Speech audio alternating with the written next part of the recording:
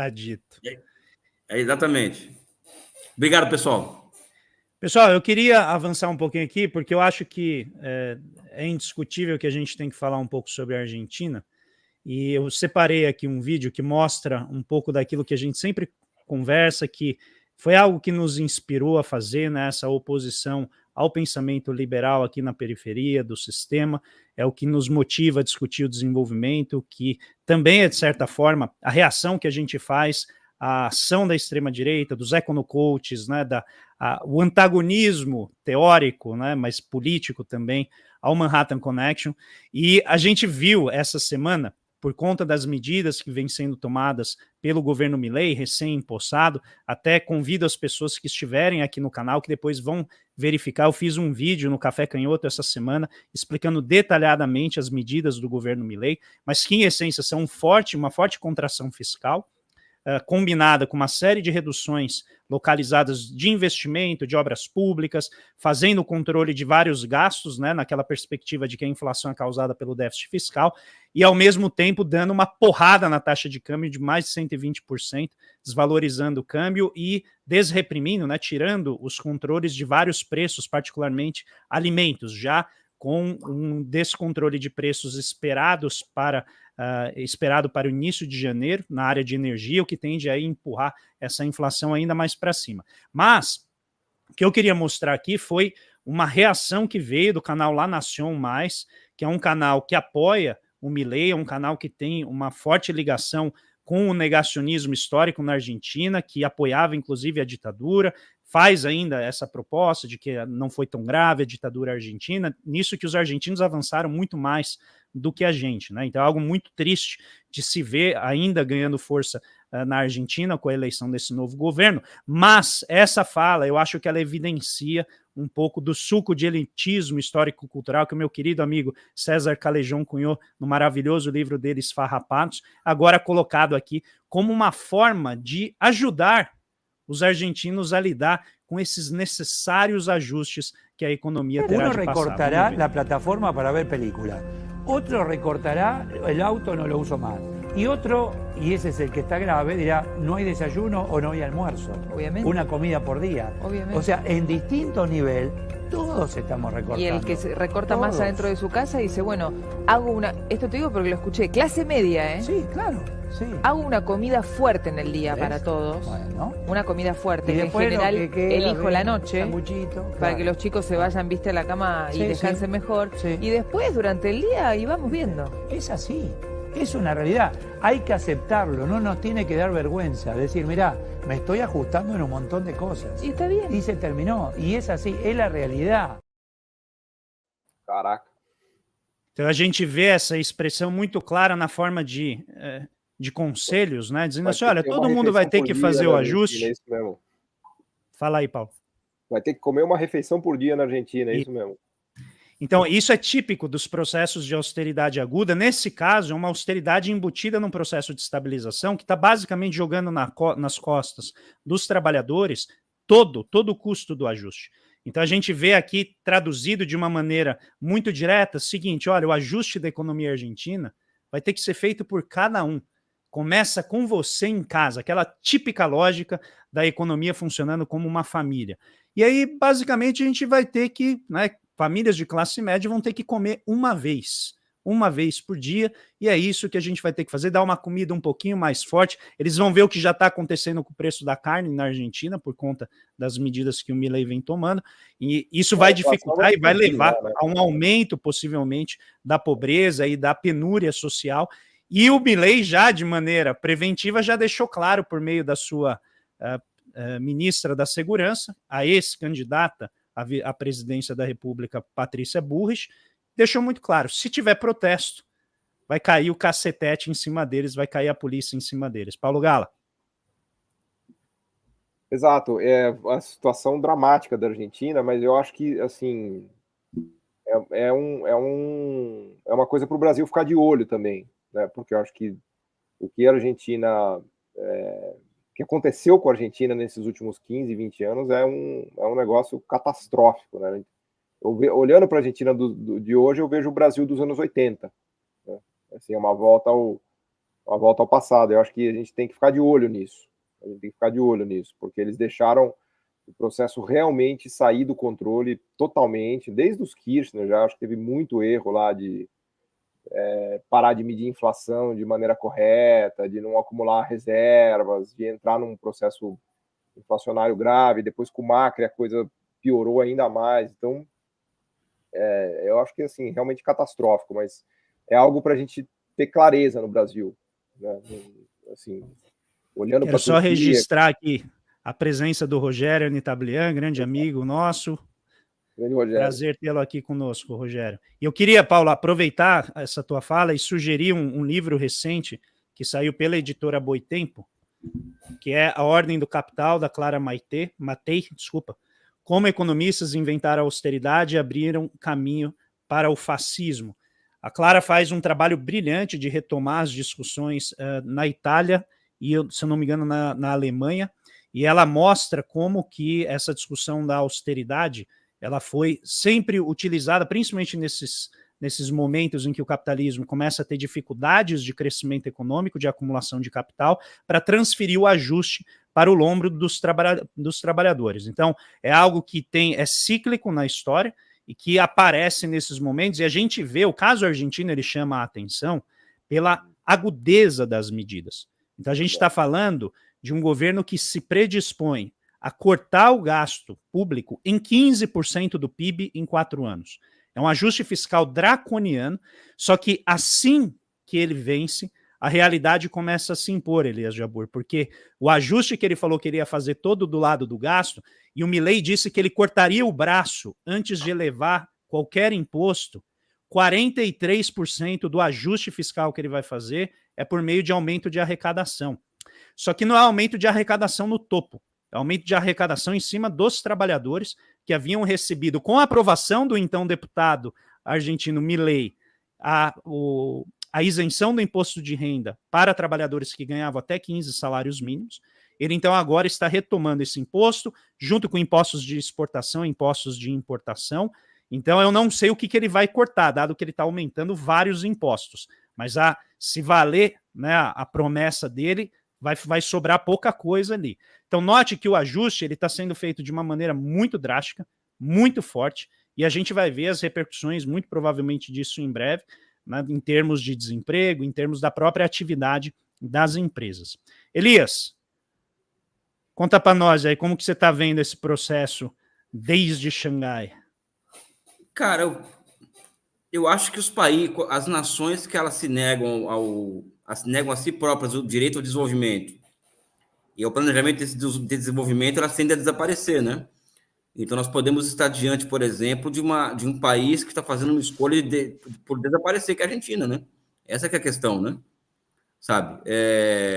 Há muito tempo que eu tenho falado nas rodas em que eu me permito falar que o problema argentino ela já não é mais um problema argentino, é um problema regional, né? E que somente do ponto de vista regional que poderia se encontrar uma solução para a Argentina, ou seja, um problema de recessão externa, que é ad eterno, vamos dizer assim, né?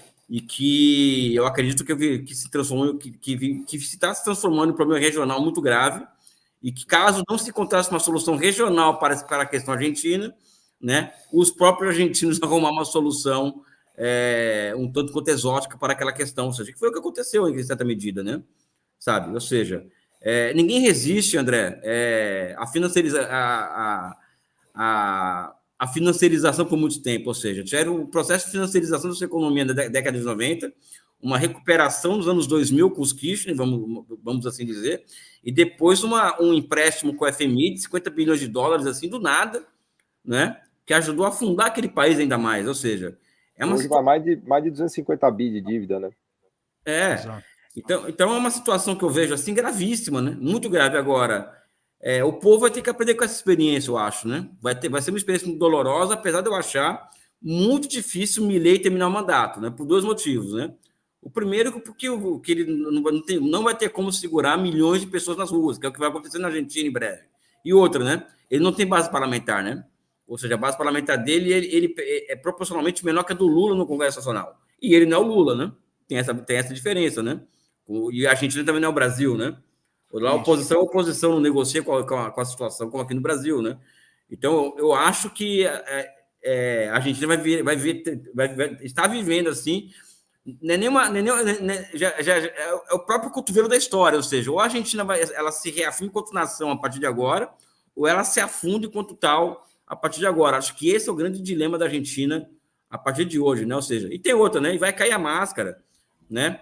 Dos liberais de vez, ou seja, essa história de que liberdade caralho, não sei o quê, essa coisa toda, liberdade. Aliás, é a frase famosa do Simão Bolívar, né? O libertar caralho era o grito de guerra do Simão Bolívar. Eu quero ver agora, ou seja, a liberdade para os trabalhadores para lutarem pelos seus direitos, ou seja, vai ser na base da porrada. As pessoas estão falando muito do governo Lula, né? Vou entrar num assunto polêmico, né? É evidente que tem... Mas, Elias, peraí, Elias, não entra no governo Lula ainda, porque eu vou voltar para ele, a não ser que for relacionado à Argentina. É relacionado à Argentina. Eu quero passar a palavra para o Wallace sobre isso. Não, porque é relacionado à Argentina, porque vamos olhar aqui do lado, o que está acontecendo aqui do lado, entendeu? Aqui no Brasil ainda a gente suspira política industrial, suspira debate sobre desenvolvimento, respira debate sobre futuro, né? Disputa de futuro. A Argentina, meu amigo, agora vai ser tudo na base da porrada, ou seja, eu acho que ali é um bom laboratório do que é neoliberalismo a partir de agora, né? Não é mais o Chile da década de 70, né? Eu acho que a Argentina agora vai nos dar uma aula de como fazer fascismo de verdade, ou seja, acho que essa que é a verdade. Sim, né? O pessoal falava que o pessoal falava que o Brasil ia virar Argentina, e eu estou vendo a Argentina caminhando rapidamente na direção de El Salvador, que foi um processo também similar, com uma repressão fortíssima em cima de trabalhadores da população, com encarceramento preventivo em massa, com julgamentos em massa. Então, quero aqui agradecer também ao Elcio pela ajuda. Muito obrigado. Wallace, tem algo a comentar sobre a Argentina? Como que você está vendo aí? Não, então, só para considerar, veja, crise na Argentina significa um impacto muito grande para a economia brasileira. Por quê? Boa parte da indústria brasileira que exporta tem como um dos principais mercados o Mercosul e a Argentina. Então, quando você tem uma contração da demanda do mercado argentino, e na minha avaliação, uma política de caráter procíclico, de austeridade muito forte, como a que está sendo feita na Argentina, a tendência é que você tenha um aprofundamento da crise brutal. E aí você vai ter um rebate para a economia brasileira e, em particular, para esses setores exportadores. Então, existe uma preocupação muito grande, porque, veja, a gente vem perdendo mercado no México, na Colômbia, no Chile, em decorrência da concorrência de outros países, em particular da China, que vem ocupando esses espaços, uma política agressiva de inserção no mercado internacional, em particular na América Latina, considerando a América Latina. E aí, para além de você ter essa forte concorrência chinesa, com uma política industrial agressiva de inserção internacional dessas empresas chinesas, você tem também, simultaneamente, a contração desse mercado. E aí eu queria adicionar um elemento, André, que faz muita diferença, aí já trazendo para o Brasil, que eu sei que vai vir para esse ponto agora para o Brasil, como você mencionou. A Argentina e muitos países não têm algo que nós temos, que é de um valor imensurável para o Brasil, que se chama BNDES. BNDES, Banco Nacional de Desenvolvimento. 700 bilhões de reais é o ativo do BNDES. Beleza? E é importante, porque, veja, o presidente Aloysio Mercadante vem fazendo uma gestão. As pessoas não têm ideia do que fizeram com o BNDES, das amarras institucionais que fizeram no BNDES, limitando a possibilidade de atuação do BNDES como ator estratégico para o desenvolvimento nacional. Um banco dessa natureza faz muita falta para a Argentina. Muita falta. Tá? E você ter um governo adotando uma política desse caráter, de contração brutal de mercado interno, para um país que a pobreza estava aumentando muito, isso tende a se acentuar. E é muito preocupante. Muito porque isso se rebate nas bases da democracia, na própria democracia argentina. O que vai acontecer, eu temo pela situação da Argentina e me preocupo muito, espero que haja uma retomada, uma guinada ali para a recuperação da economia argentina, mas eu não vejo isso com essa política macroeconômica que está sendo implementada lá. Maravilha. Bom, vamos então voltar ao Brasil. Queria puxar o Paulo Gala aqui. Paulo, você que acompanha muito proximamente a conjuntura, deve já estar nesse fim de ano, chegando no momento de fazer os balanços. E aí eu queria que você desse para a gente aqui uma passada geral na enorme frustração de expectativas que veio do início do ano. Então a gente teve, né, uma economia crescendo mais do que esperado, inflação menor do que esperado, desemprego menor do que esperado, recordes na balança comercial. Então tudo isso, como que você, né, identifica aí os fatores que foram responsáveis por toda essa frustração de expectativas que a gente viu no Focus, e que, diga-se de passagem, ainda bem que foram frustradas, porque nesse caso foram apenas boas notícias, né? Como que você viu? Dá uma geral aqui para a gente nesses indicadores. Não, eu queria até acrescentar o que o Wallace falou do BNDES e das reservas brasileiras também, porque essa é uma diferença notável, né? O Brasil com 350 bilhões de dólares de reservas também... Bem lembrado.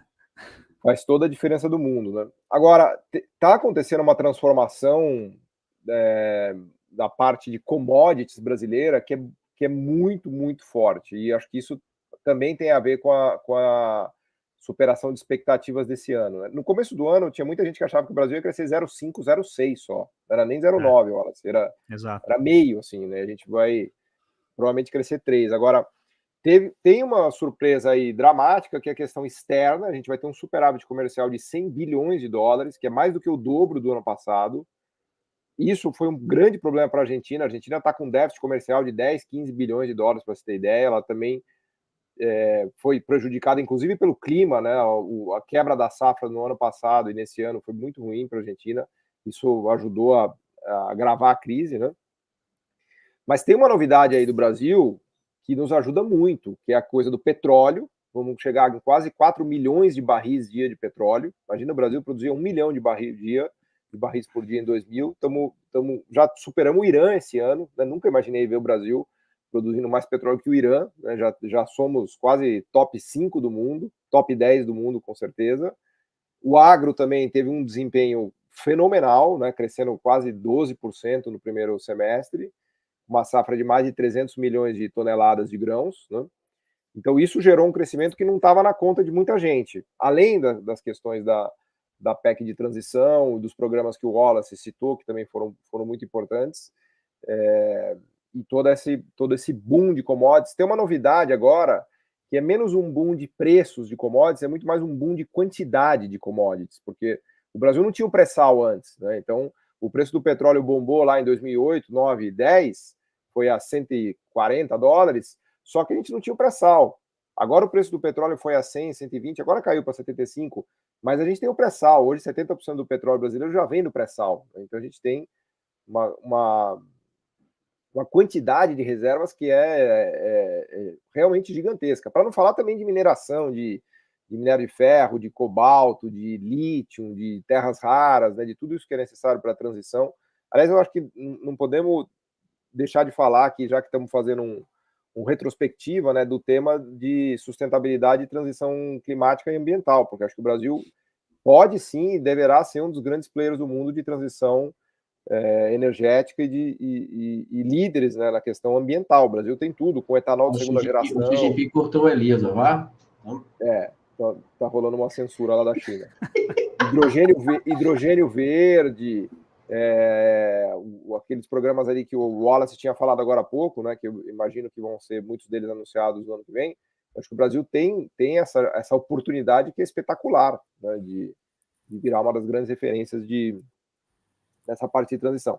E uma palavrinha também para deixar aqui para a gente falar de questão fiscal, que até agora a gente não falou, mas uma parte importante dessa história é a discussão fiscal e a discussão de juros. É importante lembrar que a gente vai crescer 3, apesar de ter uma taxa de juros num nível excessivamente elevado ainda, né? Lembrar que o nosso crescimento não foi um crescimento baseado em expansão de crédito, em corte de juros, nada disso. Isso é o que provavelmente deve acontecer no ano que vem, mas a Selic ainda está muito elevada. 11,75 de Selic é muita coisa. Eu acho que no ano que vem a Selic vai cair para uns 9%, talvez até menos, né? E o arranjo, né, que tem sido feito pelo Ministério da Fazenda, que eu acho que é acertado, de colocar o arcabouço fiscal para permitir que o Banco Central derrube os juros para baixo de 10. Eu não acho que não faz sentido você pressionar o fiscal quando você está com uma taxa de juros na lua, né? O desafio óbvio, imediato e evidente para o Brasil é trazer a Selic para 8%. Né? Nenhuma medida de política econômica faz mais sentido do que trazer a Selic. Claro, tem que controlar a inflação, tem que criar todas as condições para fazer isso. Eu acho que elas estão dadas para isso, e eu acho que a Selic tem grande chance de vir para 8% no ano que vem, né? Mas tua previsão, então, é que o piso da Selic caiu mais, e você já, então, imagina que há a possibilidade com a mudança no contexto internacional, agora os Estados Unidos possivelmente reduzindo o juro já até março do ano que vem, há a possibilidade da gente acelerar esse processo. Não sei se acelerar, eu tenho dúvidas sobre acelerar. A minha impressão é que o Banco Central vai mais longe, vai manter o ritmo para ir mais longe. Ou seja, ao invés de acelerar e parar, eu acho que ele vai cortando meio, até eventualmente chegar não, em 8,5, eu digo porque, 8. Como a previsão era 9, se eu não me engano, era 9, sim, né? Então, de qualquer maneira, ele vai ter que acelerar um pouquinho, não muito, dificilmente ainda com a diretoria como ela está, isso seria possível, mas de qualquer maneira, né, se a gente diminui o piso dentro do mesmo espaço, eles vão ter que dar ali pontualmente alguma aceleração conforme o cenário pedir, né? Eu acho que está na mão do Banco Central americano, né? A gente viu o que aconteceu na semana passada, quando o Banco Central americano fez o tal do pivô, né, e falou que vai cortar juros no ano que vem. Se os Estados Unidos realmente, se o Fed realmente cortar juros para 4, aí o Banco Central brasileiro tem espaço para levar essa Selic para 8,5. Acho que, assim, aliás, é o que deve acontecer. Agora, se a inflação voltar a acelerar nos Estados Unidos, aí a coisa complica. Sim. Se tiver um repique inflacionário americano, aí a coisa fica mais complicada. Mas eu quero. Pode terminar, Paulo. Não, só para dizer que o cenário é bom. Eu quero só complementar, Paulo, porque esse ponto que você trouxe da Selic, que é uma luta desde o início do governo Lula, né, a pressão muito forte para que o Banco Central, né, reduza a taxa de juros, ela não é à toa. Ela não apenas destrava o crédito, ela vai irrigar a economia, vai abrir as possibilidades de investimento da economia, como ela também faz a parte mais pesada do ajuste fiscal no contexto da dívida pública. Porque como aquilo que muito motiva grande parte da evolução da dívida está afetada pelos juros pagos sobre o serviço de juros, sobre o serviço da dívida, conforme você diminui a Selic, né, a conta é cada um ponto a menos de Selic gera uma economia entre 40 e 50 bilhões, a depender da composição dos títulos. Fortuna, imagina. O Wallace, então, imagina se tivesse esses 40 bi para o Wallace fazer política industrial. Exato. Cada ponto percentual do Selic.